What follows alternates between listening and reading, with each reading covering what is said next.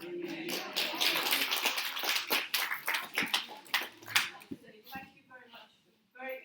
very much again to George for coming and offering his this time as insight into what must be a very critical subject in power.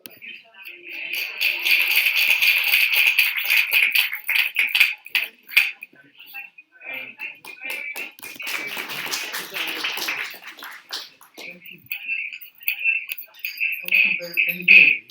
Yes. Thank you very much for coming. It's quite a miserable topic, so I didn't expect many people to turn up, so I know it's difficult to come. But it's an important topic because this is a big problem.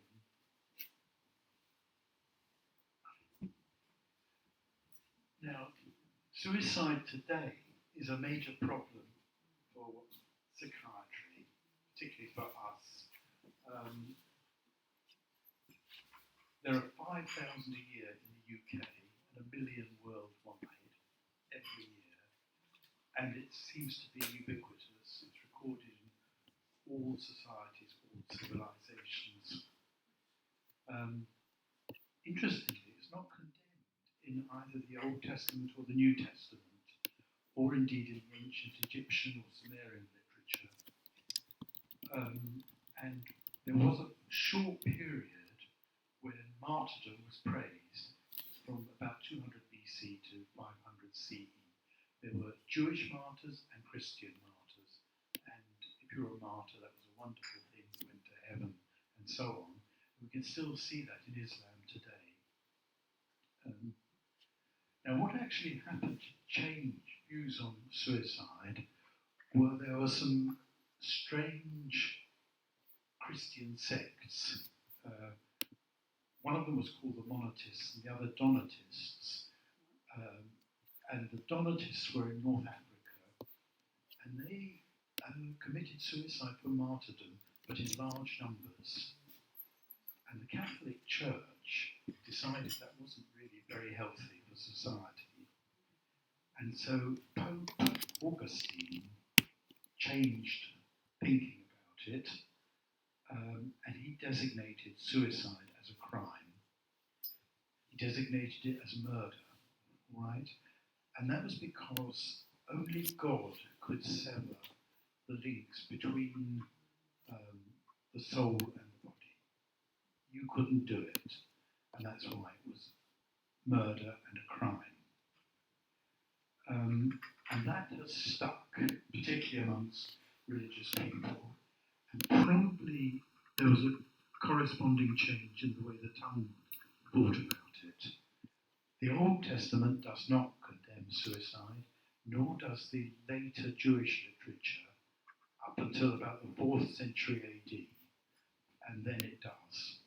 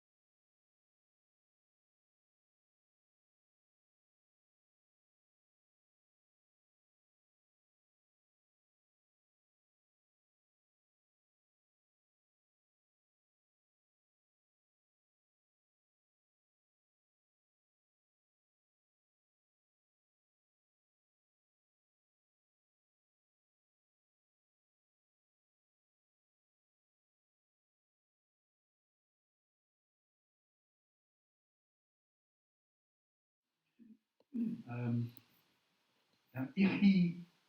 there are numerous verses in the Bible which say something like, "What has come over the son of Kish?" In other words, he's had some kind of character change. And that is probably a reference to him being in an ecstatic, manic phase, because the prophets used to go around in states of prophetic ecstasy. So we think he may have had bipolar affective disorder. And the suicide rate for manic depressives is about increased by a factor of 15 over the general population, and about 15% of all bipolars commit suicide. So, although the description of Saul's suicide is a defeat in the Battle of Mount Gilboa, the manic depression made a contribution. Pardon? No, they don't.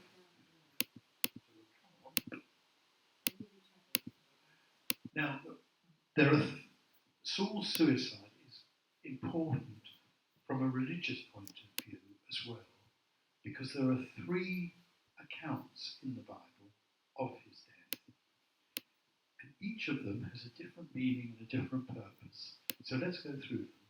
The first account is from 1 Samuel 31. The battle pressed hard upon Saul. The archers found him, and he was badly wounded by them. Then Saul said to his armor-bearer, "Draw your sword and thrust me through with it, so that the uncircumcised may not come and thrust me through and make sport of me." But his armor-bearer was unwilling, for he was terrified. So Saul took his own sword and fell upon it.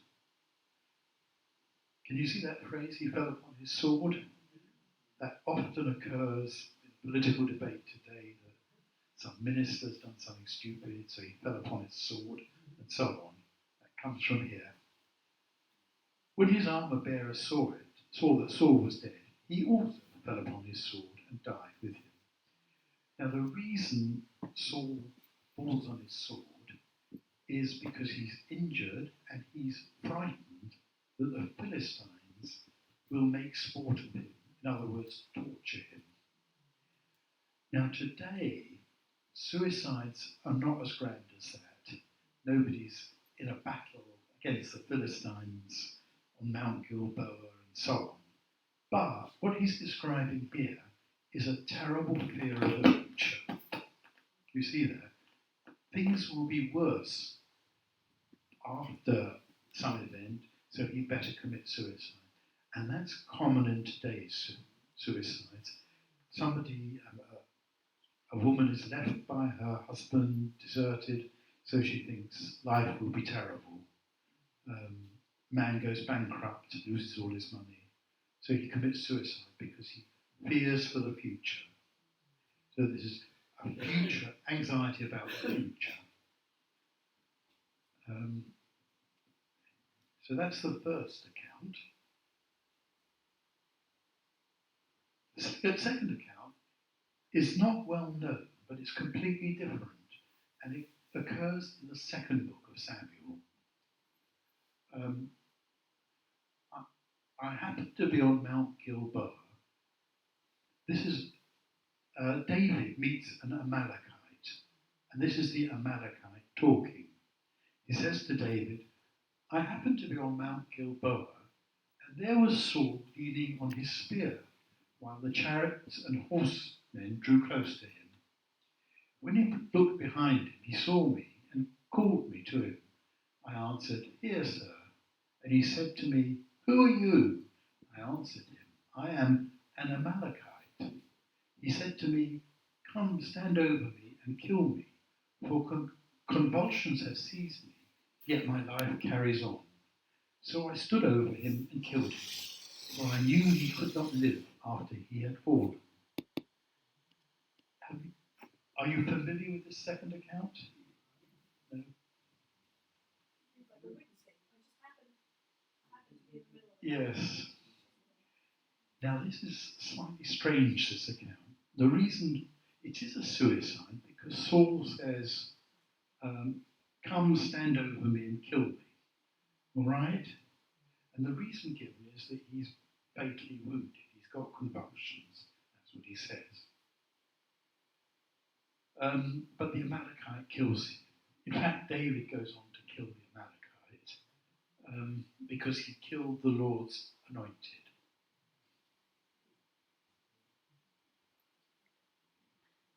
So a different reason for the suicide is relief from a serious illness. Now, David did not fight with Saul on Mount Gilboa. He was away fighting another group, the Arameans, in fact. And there were questions at the time whether David was actually loyal to the Israelite cause. The second account is thought to be political propaganda to clean up David's image for the succession. Do you follow? David then laments the death of Saul and Jonathan in his famous lament, How the Mighty Are Fallen, which also comes from this passage, all right? But this is political propaganda by David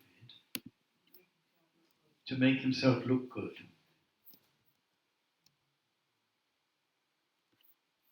But there's a third account in the Bible, and this is in the book of Chronicles. And nobody reads the book of Chronicles. It's repetitious, boring, and it just goes over what's in Kings again.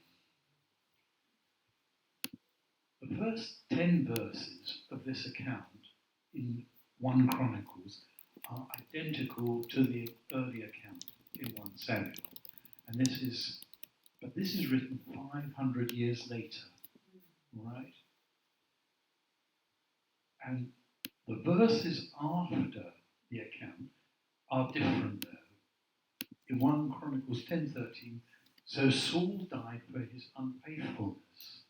He was unfaithful to the Lord in that he did not keep the commandment of the Lord. Moreover, he had consulted with a medium, seeking guidance from the Lord. Therefore the Lord put him to death and turned the kingdom over to David, son of Jesse. So what's going on here? Why the third account? And why is it so different? Well, the answer is the chronicler was a very religious man, and he believed that God decided everything.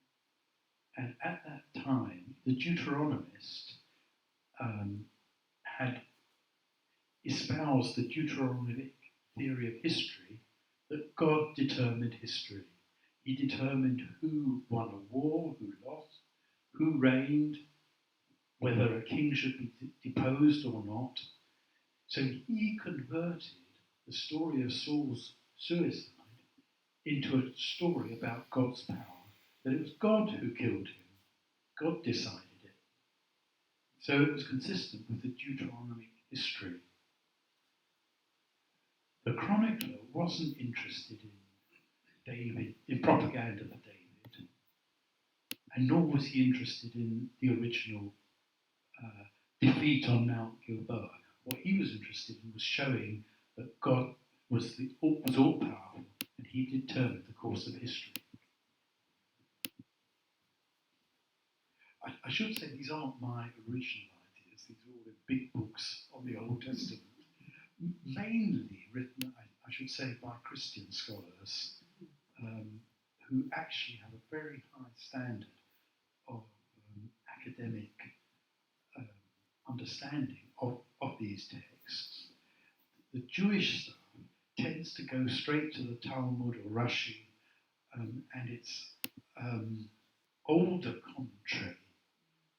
It's not modern commentary. There's not very much modern commentary, which is Jewish. Most of it is actually starting in the 19th century with German and Swedish Christian scholars, but there are a lot in England now and America. How long after Saul's death were these accounts notionally written? Well, the first account was written at the time, probably, or shortly afterwards. The second account about David and the David's propaganda would have been 20 years later, but it would have been written by David's courtiers who had worked with Saul. Almost contemporary. Almost, yes. But this is much later.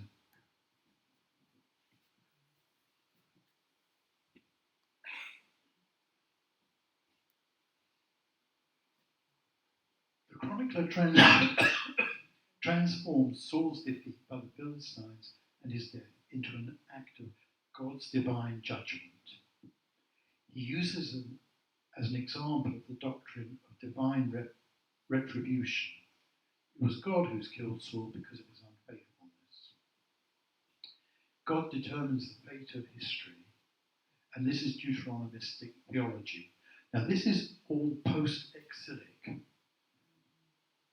In pre-exilic Judaism, the history of the kings was the history of the kings. It was just this king reigned and got assassinated by that one, and there was a power struggle and so on. But later, there is no kingdom, there's no cult, it's just religion, because they're in exile. All they can hold on to is their religion, and that's why he gives it a religious meaning. And of course, that's stuck with us. The actual crimes and disobedience that Saul did were very minor. It was, he consulted a medium, that was against the law, and then Samuel said he would meet him at the battle of, I can't remember which battle it was, and he had to wait 7 days. But Saul didn't wait 7 days. He went off and started fighting, and that was it. These aren't big crimes. And the other one was he didn't murder King A. He hesitated to murder King Agag. God had told him to kill King Agag, who was a king of the Amalekites. He didn't do it, and Samuel had to do it. And those were his actual crimes. And for that, he got all this lot on his head. He also tried to kill David. He did, but that wasn't counted as a crime.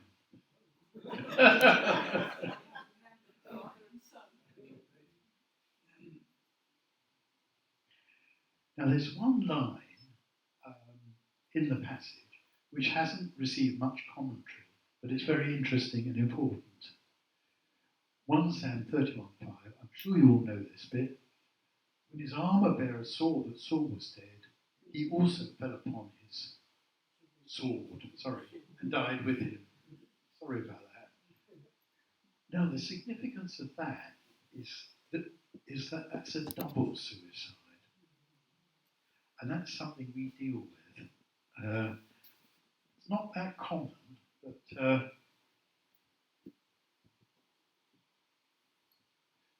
double suicides occur, and they're classified as 2 types, devotees and fides. Those are Latin words. Devotees were slaves, women or other low-ranking friends.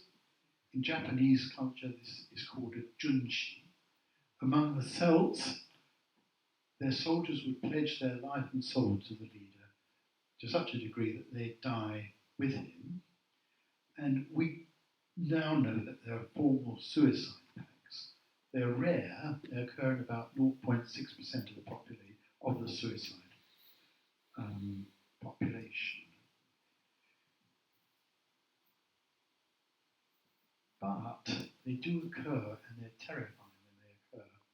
Soon after I became a consultant at Farnborough Hospital, we had one. It was a very, hello, can you hear? Yes. It was a very cold night, and a man was admitted.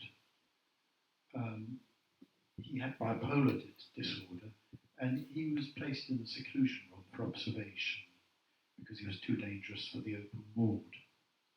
The room itself had no heating, and so as the night wore on, he complained of the cold, and the nursing staff opened the door to permit heat to enter the room. That patient had befriended another young man who had a personality disorder a few days previously, but we didn't know what was going on between them. In the middle of the night, both patients escaped from the ward, only to be found dead near a local lake the following day. Now that's kind of not an everyday occurrence, but it is bread and butter psychiatry today.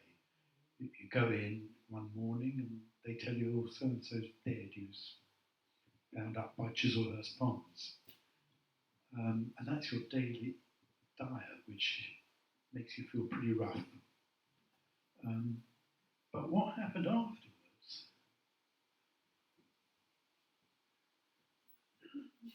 Everyone was shocked. There was a huge inquiry.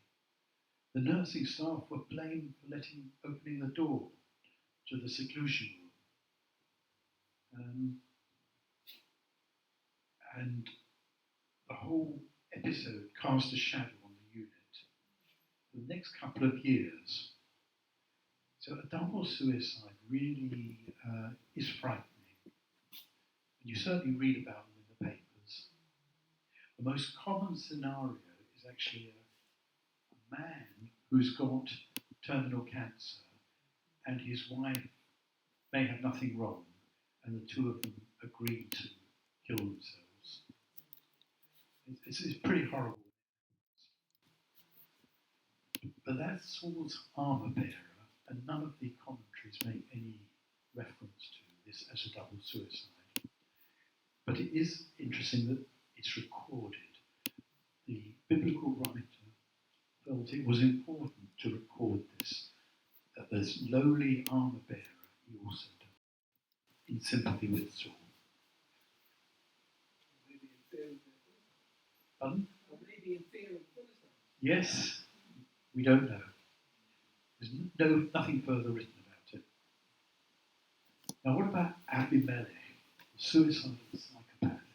And this is pre-Saul. This is about in the period of the Judges, about 1200 BCE, which is really a long time ago.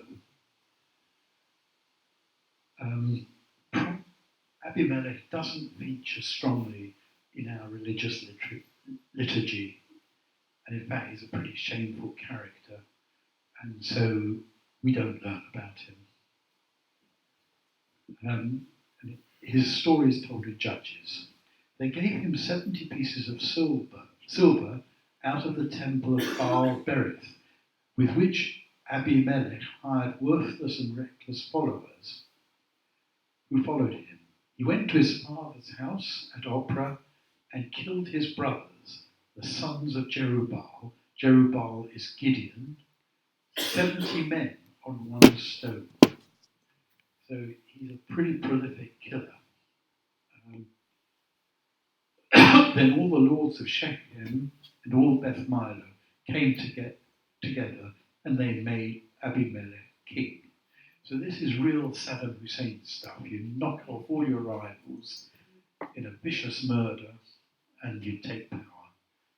And we feel that's pretty awful today, but actually that's been the rule for thousands of years in most places.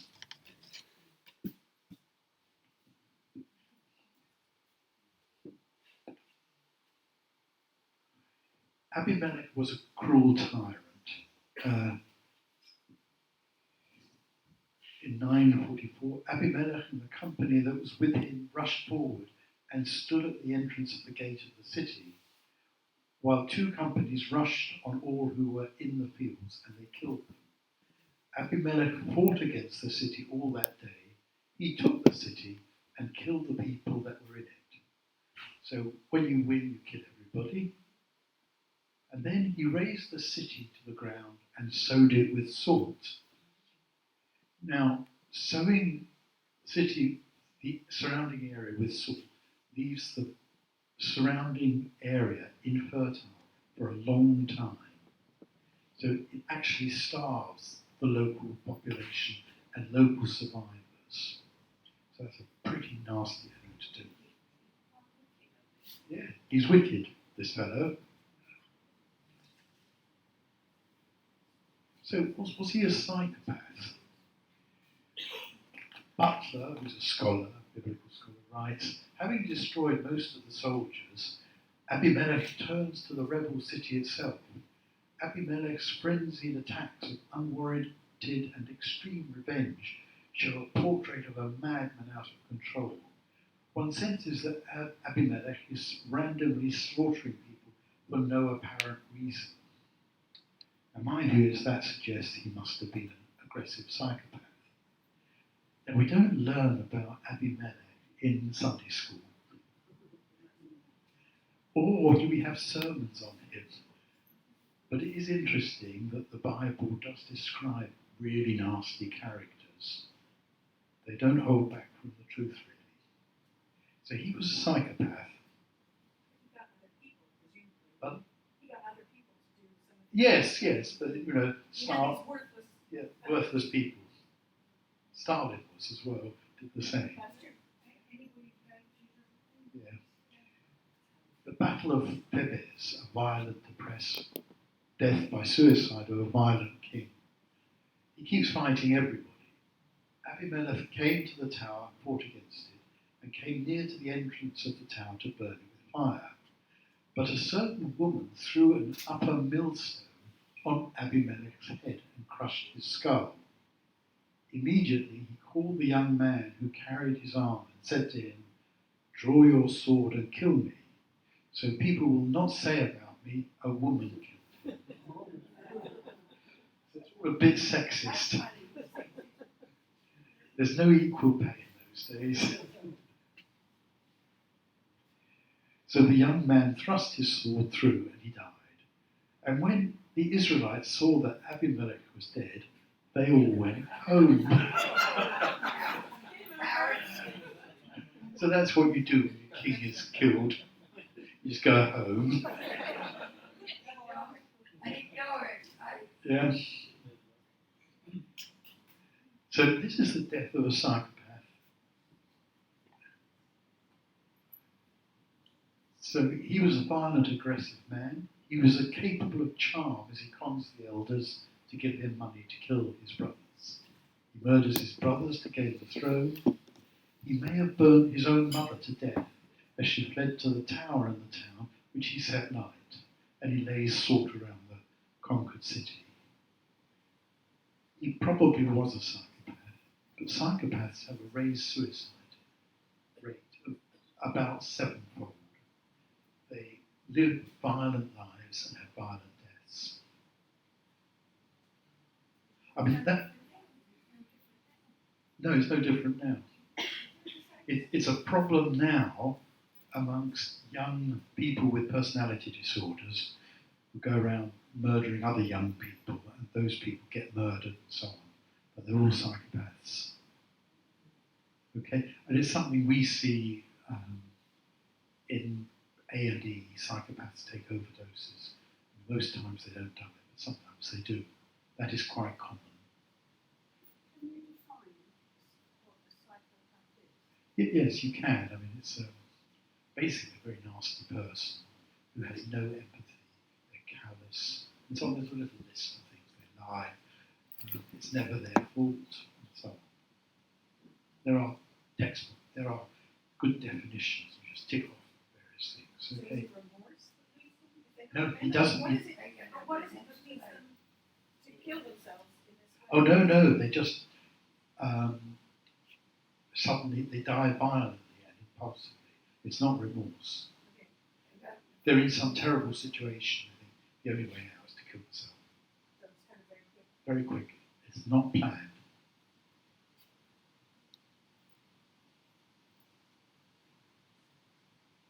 And what about Samson? Samson is a Jewish hero, and he does figure in the liturgy. Yes, we all know his story. But actually, if you look a bit closer, he's not so nice, really. The Philistines at the time were regarded as the oppressors. But the two peoples did intermingle a lot. Samson had a Philistine wife, and when he deserts her, he's offered the younger sister to be his bride. He has dalliances with a prostitute from Gaza, and he finally falls for Delilah. These are all Philistine women. Yet his main motive seems to be the destruction of the Philistines.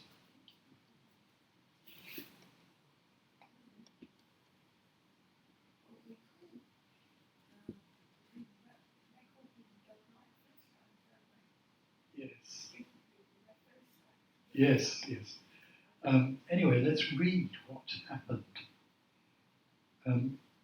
The Philistines got Delilah to seduce him.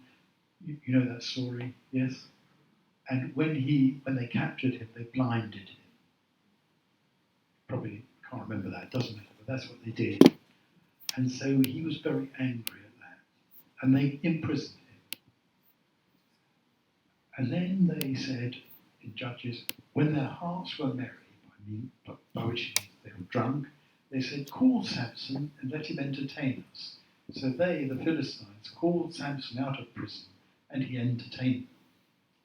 When he got out of prison, Samson called to the Lord and said, Lord God, remember me and strengthen me only this once, O God, so that with this one act of revenge I may pay back the Philistines for my 2 eyes. Then Samson said, let me die with the Philistines. He strained with all his might, and the house fell on the lords, that's the lords of the Philistines, and all the people who were in it. So those he killed at his death were more than those he had killed during his life. So what's important here is an act of revenge. And if you know the story, he goes to this feast of all the Philistines. He pulls the 2 pillars together, and 3,000 people are killed. And this is almost exactly this, and he dies with them. This is almost the same as a modern suicide bomber.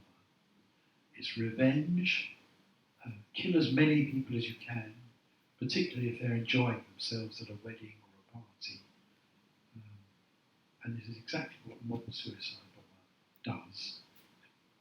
So he was a vengeful, nasty person who dies a violent death with all his victims.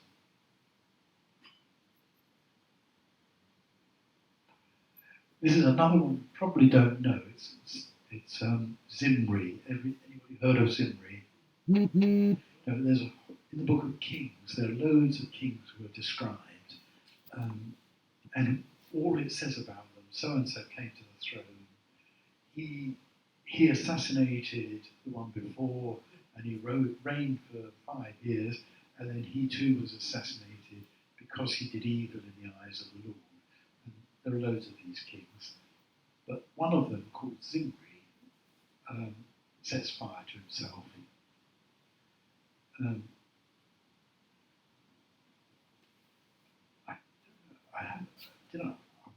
The actual verse. So Omri went up from Gibbethon, all Israel with him, and they besieged Tirzah. When Zimri saw that the city was taken, he went into the citadel of the king's house. He burned down the king's house over himself with fire and died, because of the sins he had committed and doing evil in the sight of the Lord. Now, Zimri had murdered Ella, previous chap, and now he gets murdered by Omri. And this is a man who sets fire to his own house and dies in it. And you sometimes read this in the paper. You come across it? Man sets fire to his house, dies, burns his children and family with him. There was a businessman recently who did that.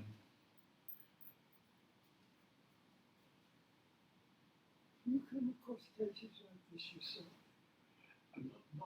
Not like Zimri, no, not arson, not death by arson.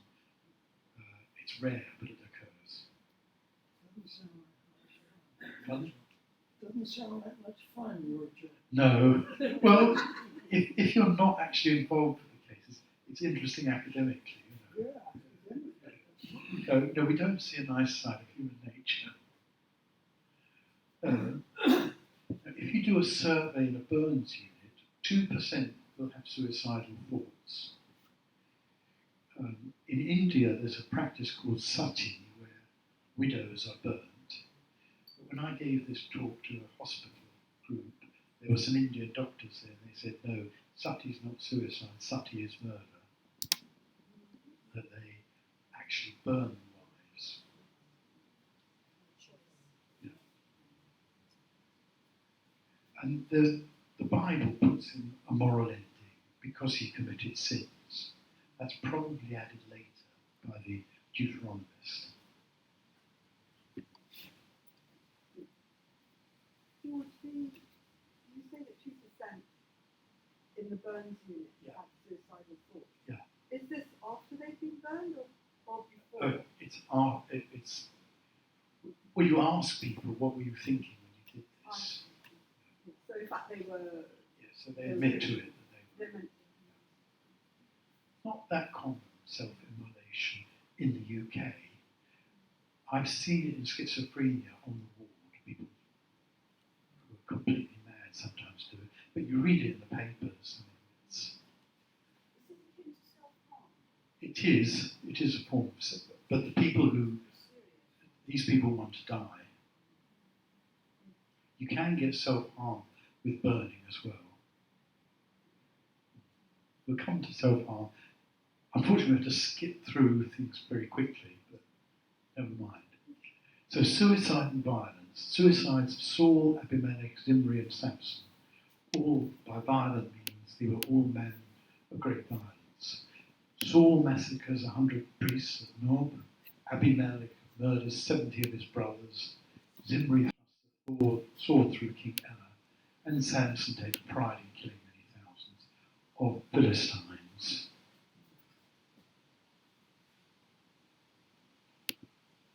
There's strong associations between suicide and violence. And here are just a few papers on the topic. Hildebrand found 50% habitually aggressive men in a forensic facility, 30% made suicide attempts.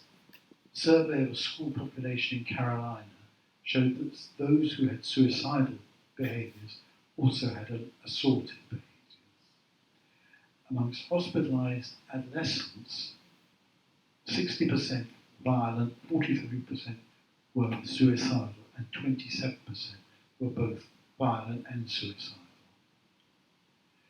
Although this association was not recognised in biblical times, the phrase "they did evil in the sight of the Lord" is often mentioned in these passages. Whether that means is a referral to their violence or not, I don't know, nobody knows.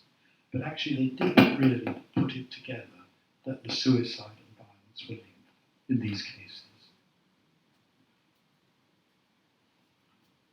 But actually what happens in medicine is, and psychiatry as well, cases gradually get published and then it becomes apparent that certain things are linked. In the Bible, it's just at the phase they publish the cases, but they don't know why or what it's about.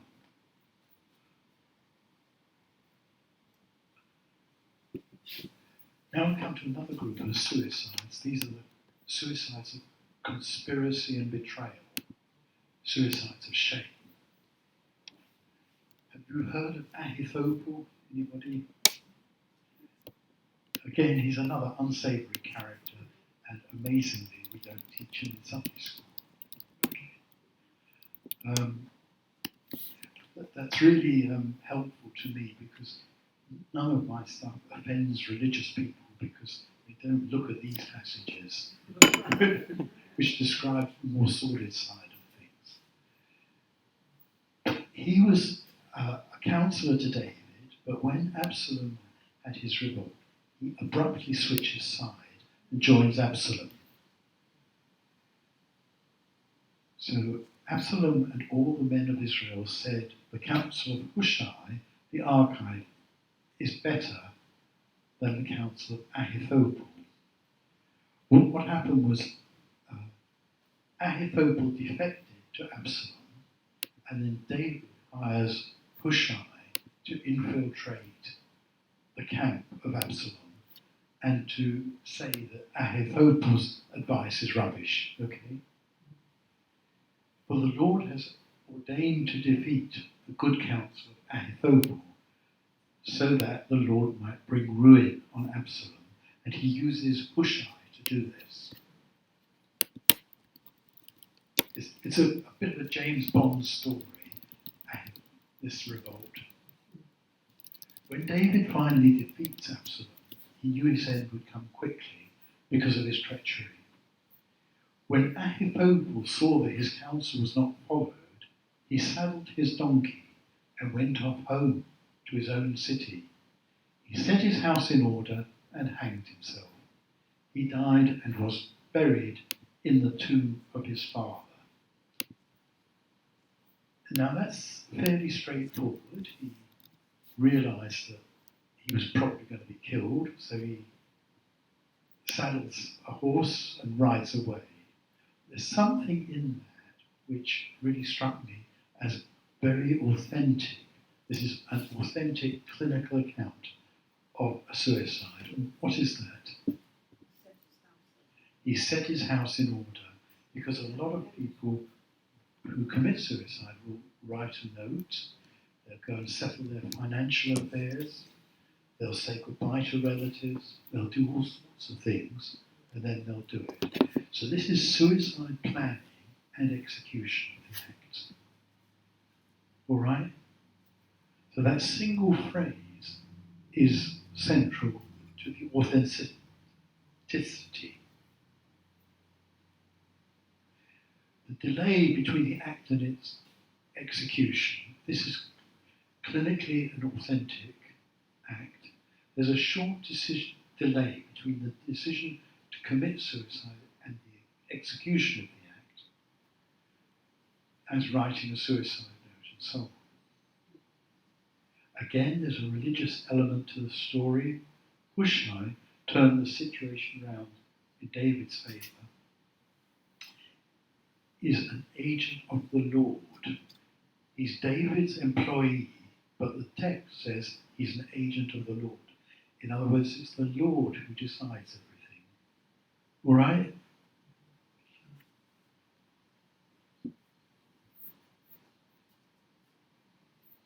Again, there's no comment about the death of Ahithophel in the Talmud or in the Jewish biblical literature or even the Christian literature. He just dies, he commits suicide, and that's the end of the story. But for us, for psychiatrists, it's very interesting because David lives about 900 BC. This is 2,900 years ago. And there's an authentic description of a suicidal plan and its execution. Now Macron, anybody heard of him? Yes? Apart from being the president of France, it wasn't that Macron. Macron is a Greek governor of the Seleucid kingdom in Syria, Palestine, about the 2nd or 3rd century BCE. And this story occurs bang in the middle of the Hanukkah story, with Judas Maccabeus having a revolt and so on. And it's just a few verses, but this administrator was upset that Antiochus Epiphanes, the king, had been very nasty to the Jews, and the Antiochian persecution had been very severe, and that's what Judas Maccabeus was revolting against. And he actually apologized to the Jews. Ptolemy, who was called Macron, took the lead in showing justice to the Jews because of the wrong that had been done to them. And he attempted to maintain peaceful relations with them. As a result, he was accused before Eupator by the king's friends. He heard himself called a traitor every turn because he had abandoned Cyprus that Philometor had given to him, and he had gone over to Antiochus Epiphanes. Unable to command the respect due to his office, he took poison and ended his life. So this is in the Greek period. Macron's suicide is similar to that of Ahithophel. He's a senior administrator, but politically he's on the losing side. He was too pro-Jewish at the time when the Seleucid Greek occupiers are persecuting the Jews. And the local Canaanite population also hated the Jews at that time, as they still do. And in classical Greek style, he drinks poison. No religious meaning is given or any moral condemnation for this event. No one is blamed. But when you read it, it's bang in the middle of the Hanukkah story. So it's always been a mystery to me why we don't mention it, because this is, one of the righteous. He's been saving Jews and apologising to them about his anti-Semitic colleagues, but we don't mention him, and it's a very obscure passage. It's in Maccabees 2, which also has the Hanukkah story. But again, it's a planned suicide, done calmly, completely different to the violent suicides of the violent psychopaths. Again, somebody like David Kelly, I don't know if you remember that, the one that Tony Blair exposed and so on. He did this sort of thing. He was on the wrong side, he'd leaked something, he felt very ashamed, so he went and killed himself. And people do this.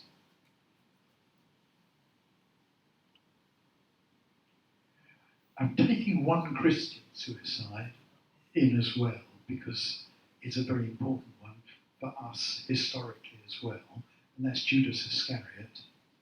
The betrayal of Jesus by Judas for 30 pieces of silver is something we should all be familiar with, and it's recorded in all four Gospels. However, Judas has remorse, and he realises that his actions led to the death of his friend. And this makes him guilty, so he hangs himself. There are two accounts of his death. The first is by hanging in Matthew, and the second in Acts, where he falls and his bowels spill out.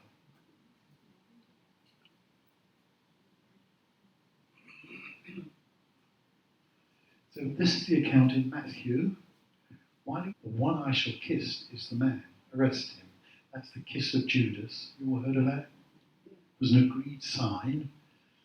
And once he came up to Jesus and said, "Greetings, Rabbi," and kissed him, Jesus said to him, "Friend, do what you are here to do."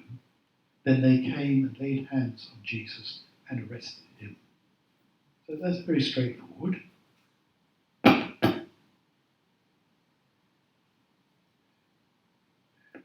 Then when Judas, who had betrayed Jesus, saw that he had been condemned, he felt remorse, and he returned the 30 pieces of silver to the chief priests and elders, saying, "I have sinned by betraying innocent blood." But they said, "What is that to us? See to that yourself." And he threw the pieces of silver into the temple sanctuary, and he departed, and he went away and hanged himself. The chief priest took the pieces of silver and said, "It's not lawful to put them into the treasury, since it is the price of blood." So again, here is a shameful betrayal, right? With remorse, which is unusual, and a suicide by hanging. How did they know about the remorse? He said, "I'm sorry," I presume, I don't know.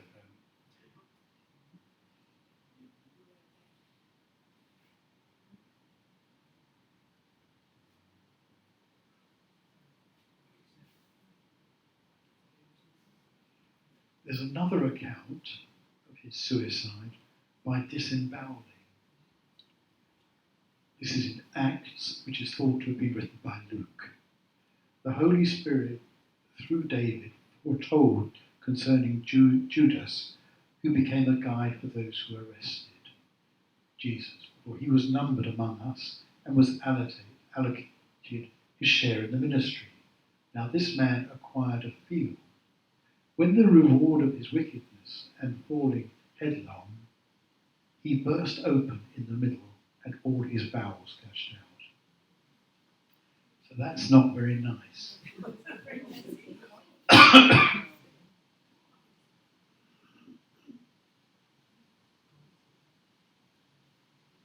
We don't see too much of that today.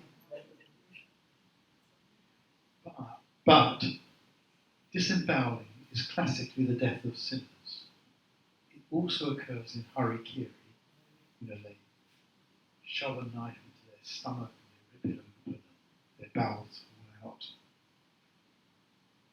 Gospel of John is the most putrid, and it accuses Judas of having a pecuniary motive and being a thief. As a result of that, Judas became increasingly demonized in later Christian history. And for us, the importance is he became the archetypal Jew, and his role in the crucifixion of Jesus was the basis of the later Christian charge of Jews being Christ killers.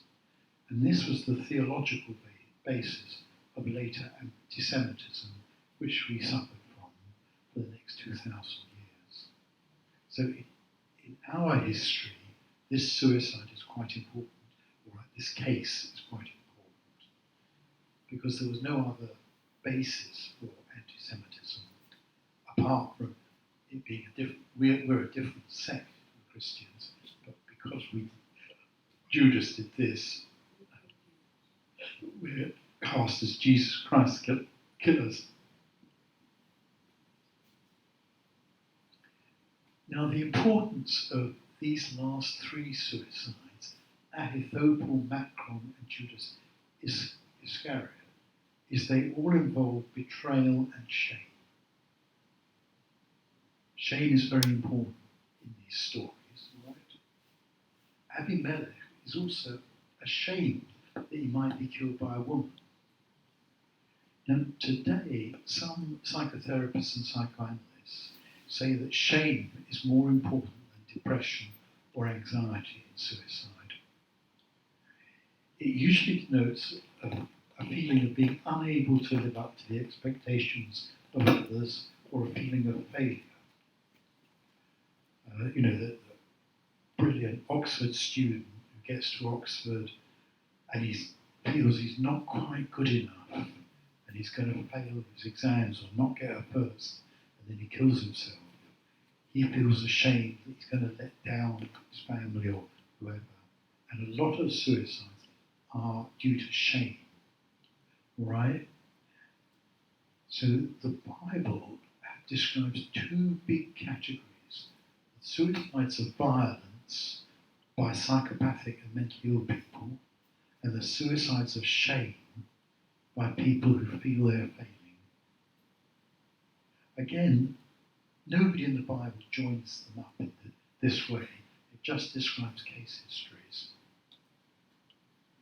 But the biblical writers do incorporate the shame into the stories, so they probably did understand that it was important. Do you follow?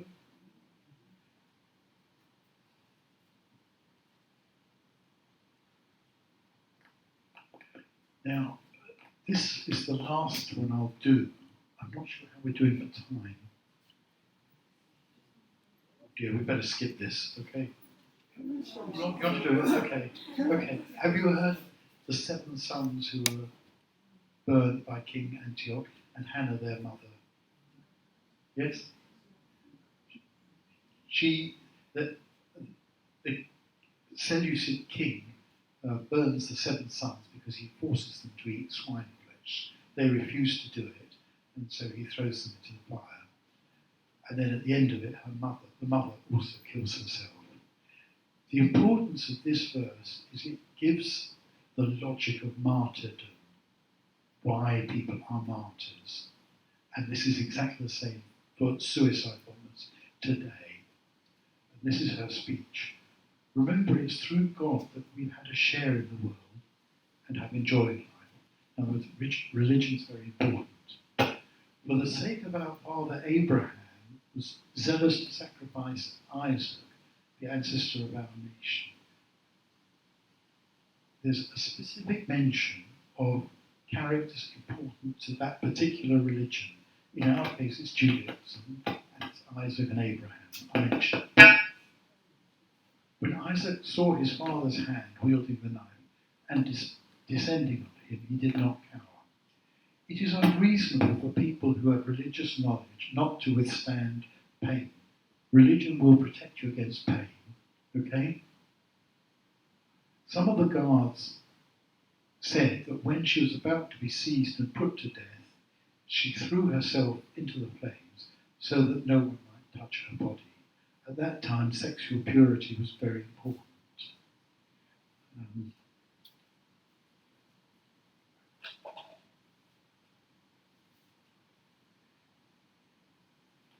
Now, suicide becomes a crime in the early Christian period, but what does the Talmud say about it? Very little, in fact, but I did find one reference in Lamentations Rabbah about Hannah's suicide, and all it is, it just says the mother had become insane after watching the execution of her sons, and that's why she killed herself.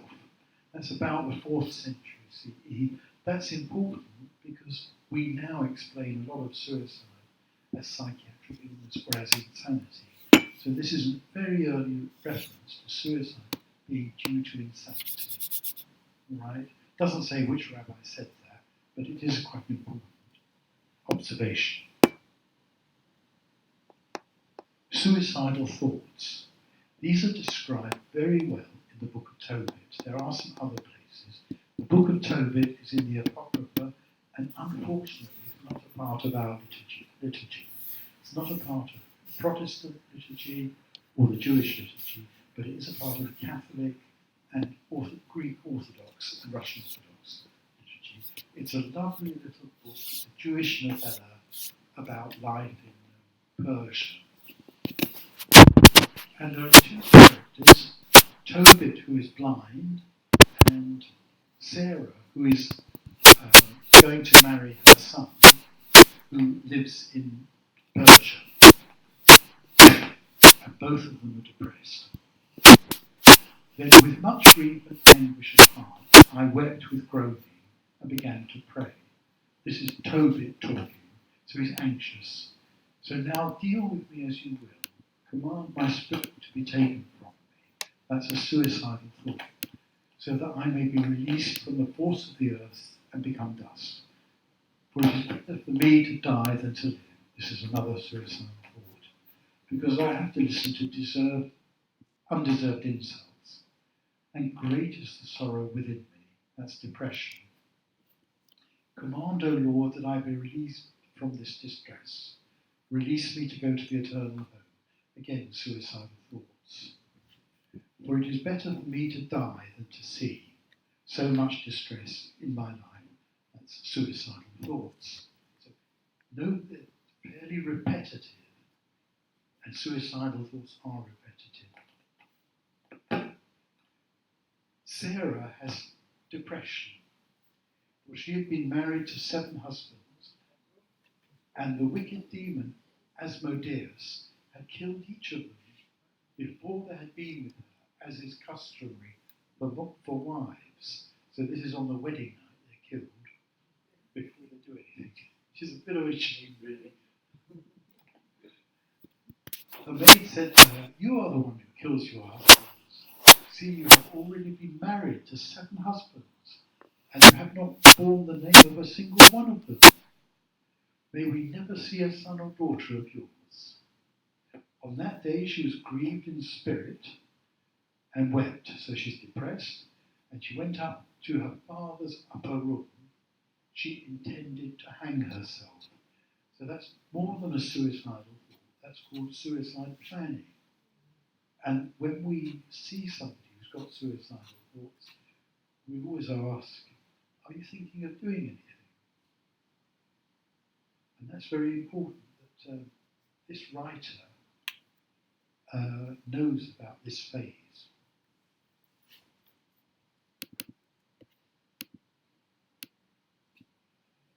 But she thought it over and said, Never shall I reproach my father, saying to him, you only had one beloved daughter, but she herself because of her distress, and I shall bring my father in his old age down in sorrow to Hades. Now this is also very important because she doesn't do it. She's held back. And it's because of the thought about her father. And when we talk to suicidal patients, people say, yes, I want to commit suicide, oh, it's terrible, I've lost all my money, my wife's run away, and so on. But I couldn't do it because of my children. What holds people back is another relative. In this case, it's the father. So again, this is a very authentic account. You can't make this stuff up unless you've heard it or experienced it. In this case, I think the writer gets depression and he experiences this. It is better for me not to hang myself and to pray to the Lord that I may die and not listen to these reproaches anymore. And now, Lord, I turn my face to you, command that I be released from the earth and not listen to such reproaches anymore. You know, O Master, that I am innocent of any defilement with a man. Why should I still live? Again, sexual purity, very important, and again, suicidal thoughts. But in this short passage, there are about half a dozen repetitions of suicidal thoughts. And there's planning as well. Patients with suicidal thoughts will tell you they are very intrusive. They get them all the time. You follow? They can have 10, 15 hours a day of kill yourself and so on. So this author is reflecting that in his verse.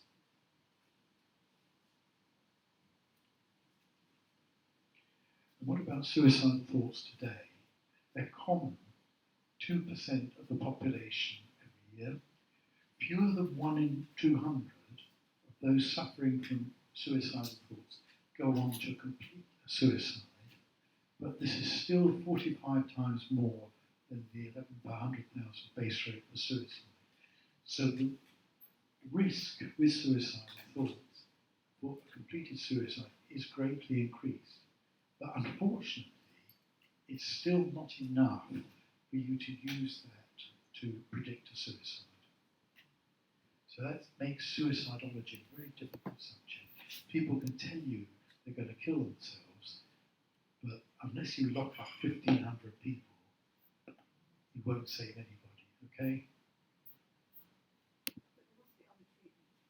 Oh yes, there are other treatments, yes. They're very intrusive. The Samaritans receive 20,000 desperate calls every year. And Toby and Sarah repeat their suicidal ideation, which is characteristic of suicidal thoughts. Neither of them actually do anything, and God sends an angel to heal them, and all their bad thoughts pass. So that's all you need, an angel from the Lord. Not yet, but it's coming. It's coming. I think Mr. Corbyn wants to bring it in.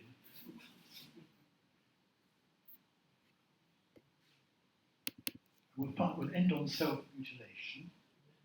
Okay. That's right. It's another cheery subject.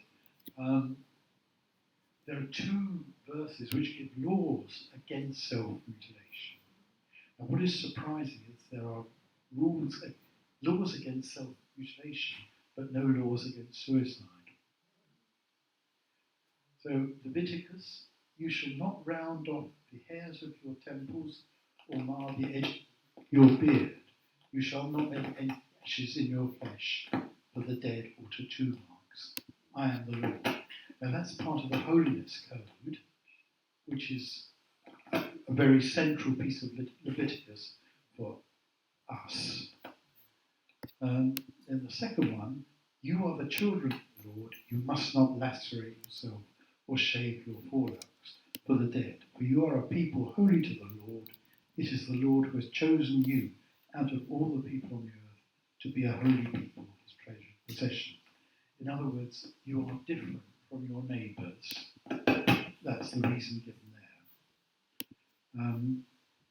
there. So why the ban on self-mutilation? Yes, that's right. It's horrible. The priests who wrote Leviticus probably had to attend funerals. They didn't conduct funerals, but they had to attend them. And people did cut themselves at funerals. Now, has any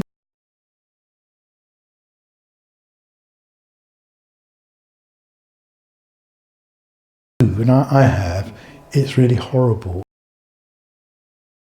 Say, stop it, you're damaging yourself, you'll die, do stop it immediately, I can't stand it. It gives you a feeling of revulsion. And people have written about that. So probably what happened was the priests who witnessed it, they just didn't like looking at it. They said, stop it. And they incorporated that into a law, okay? Surely if man is made in God's image, if you damage yourself, then you're damaging God. Yes, yeah, I mean, whatever. What about the actual... Have tattoos, are you? No. But Interestingly, what about circumcision this? doesn't come into that. No, circumcision's okay. Yeah, Yeah, but I just okay. You can cut your penis, but not your wrists. There are 4 episodes of self-mutilation in the Bible, in the Old Testament anyway. Elijah and the prophets of Baal story, I think you probably all know it. The prophets of Baal prayed to their God, and no water came down, and the fire didn't come. They cried aloud, as was their custom. They cut themselves with swords and lances until the blood rushed over them. That's group self-mutilation in a religious context. Mourning for Jerusalem. This is a passage that is not known, but after Jerusalem fell, people came from other parts of the country to mourn over Jerusalem. On the day of the murder of Gedaliah, before anyone knew of it, 80 men arrived from Shechem and Shiloh and Samaria with their clothes torn and their bodies gashed, bringing grain offerings and incense. This is group self-mutilation in the context of mourning. These same mourners were then assassinated by the person who'd taken over in Jerusalem. And then 2 more. This is a slightly difficult one in Hosea. They do not cry to me from their hearts, but wail from their beds. They gash themselves for grain and wine. They rebel against me. This is individual self-cutting for food and wine, probably manipulative. Now the point about this one is you can't really understand it unless you work in psychiatry, which case you can. What actually happens is we see quite a lot of people in the A&E department who come late at night and they say they haven't got a bed for the night. They're terribly depressed, they've got nowhere to go, they're hungry, everybody hates them, they're crying and so on. So all they want is a bed for the night and a meal. And they come with a cut wrist or something. So you listen to them. If you send them away, they go hysterical. But if you say, I think you ought to come into hospital, they're very happy. And the next day they're fine and they go. So I think Hosea, in his role as a priest, working at the sanctuary, had seen quite a lot of these people.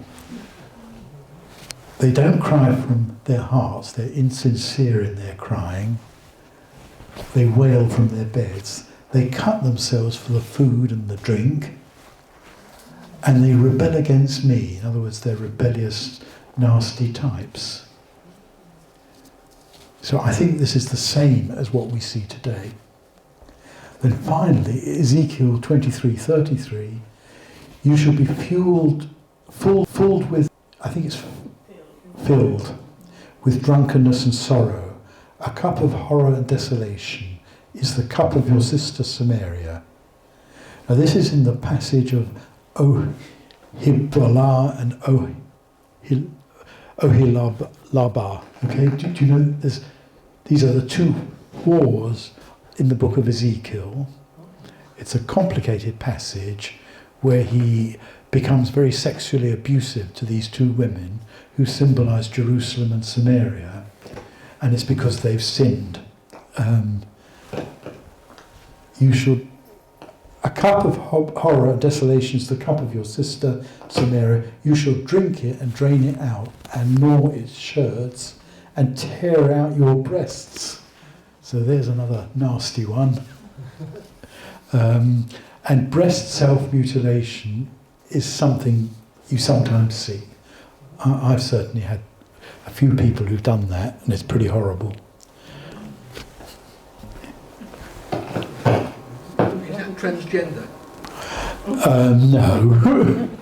It's mainly a female things. Yes, Now, female. God and suicide, God has changed places many times in the last 3,000 years.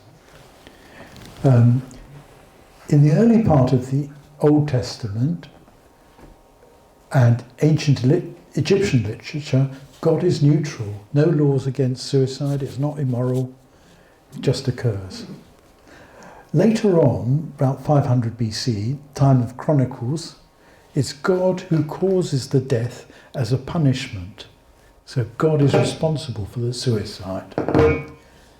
A couple of centuries later, martyrs appeared, and suicide is committed for God to demonstrate your great faith. Okay? But then everything switches in the 5th century CE, when suicide becomes a crime against God and is equivalent to murder in all religions. But later, with increasing secularization, God leaves the scene and suicide becomes a generalized crime against the state. Okay? But in more recent years, God is neutral in the suicide debate. Suicide no longer a crime, but the debate about assisted suicide as a crime continues. Today, unfortunately, God has left the picture altogether, but it seems as if we, the psychiatrists, are responsible, and we get sued if one of our patients does this. So we want to bring back God. It would be nice for us, we wouldn't get sued. What will happen after 100 years then? I don't know, maybe they'll find a cure. And just quickly to summary and conclusion, there's no conclusion, no summary. These are just isolated cases. The Old Testament writers just describe the history of their nation, and as an incidental, a few characters in this history commit suicide.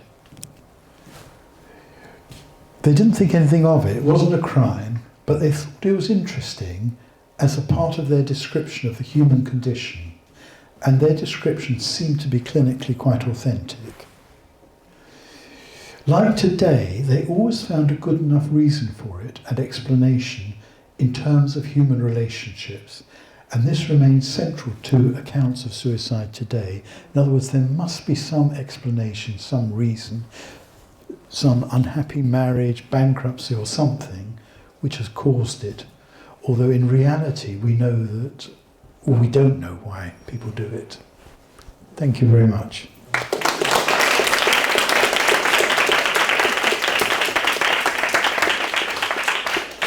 Thank you very much, George. We've filled most of our time in, and I was going to say, unless there are some very important quick questions, maybe we should leave George to rest his voice right now and call it a day. Has anybody got? Yeah, David? George, where do you put the Masada. murder on Masada? That's it. Masada is a group suicide, That's it. and they are quite common even today. There were several Masada type incidents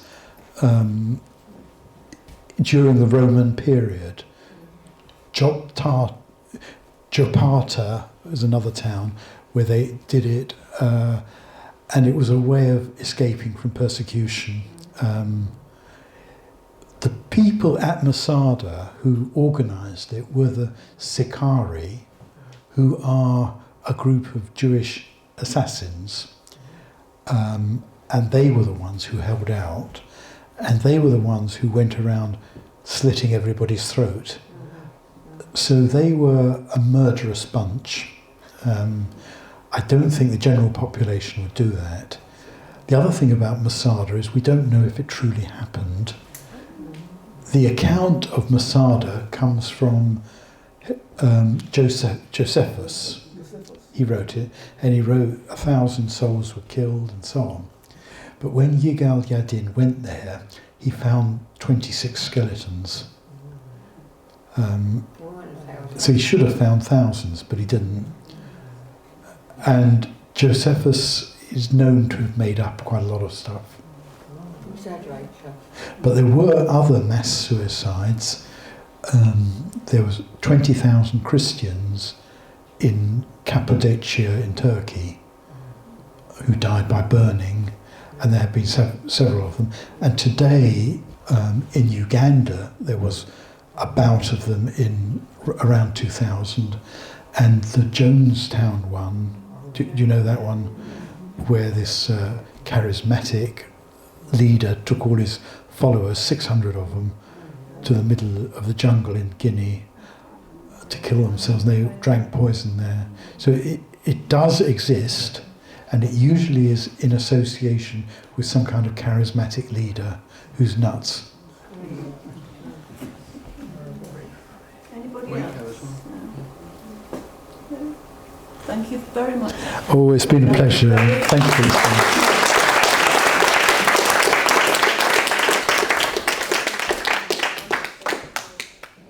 Thank you. To ask you, so I've trained as a criminologist.